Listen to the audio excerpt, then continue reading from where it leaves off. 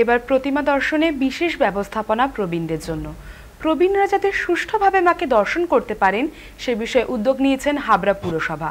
হাবড়ার 24টি word থেকে প্রায় 1,000 প্রবীণ নাগরিককে টোটো নিয়ে বিভিন্ন পুজো মণ্ডপে নিয়ে যাওয়া হয়েছে। মূলত পুরসভার চেয়ারম্যান নারায়ণ সাহার তত্ত্বাবধানে এই কাজটি সম্পন্ন হয়েছে। তবে হাবড়ার বিধায়ক জ্যোতিপ্রিয় মল্লিকের নির্দেশেই এই উদ্যোগটি নেওয়া হয়েছে। পুরসভার এই উদ্যোগে প্রবীণদের চোখে মুখে স্পষ্ট আনন্দের ছোঁয়া।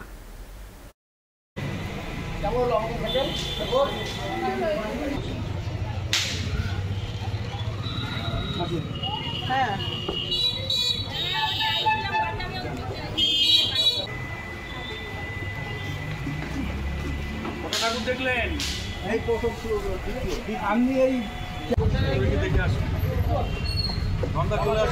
খুব ভালো হয়েছে, খুব সুন্দর হয়েছে। এবছর ভেবেছিলেন ঠাকুর দেখতে পারবেন? না, শরীর তো বাবা ভালো নেই, নিয়ে আসে আর চলে আসি। এখনো কটা দেখলেন এখন অবধি? 10-12টারও বেশি ভালো লাগছে। ভালো লাগছে। এই যারা এই উদ্যোগ নিয়েছে তাদের উদ্দেশ্যে কি বলবেন? ধন্যবাদ।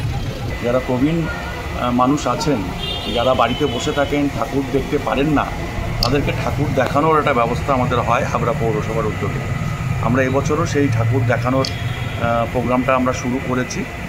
হাবড়া পৌরসভার 24টা ওয়ার্ডে 1000 প্রবীণ মানুষকে আমরাই ঠাকুর দেখার ব্যবস্থা করেছি। প্রত্যেকটা ওয়ার্ড থেকে টোটোতে করে তাদেরকে নিয়ে আসা হচ্ছে।